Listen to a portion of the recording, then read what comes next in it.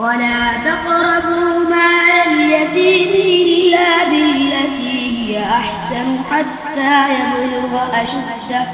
وأوفوا بالعهد إن العهد كان مسؤولا ولا تمش في الأرض مرحا إنك لن تخرق الأرض ولن تبلغ الجبال طولا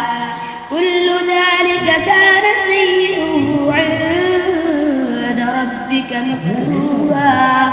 ذلك مما أوحى إليك ربك من الحكمة ولا تجعل مع الله إلها آخر فتلقى في جهنم ملوما مدحورا أفأصفاكم ربكم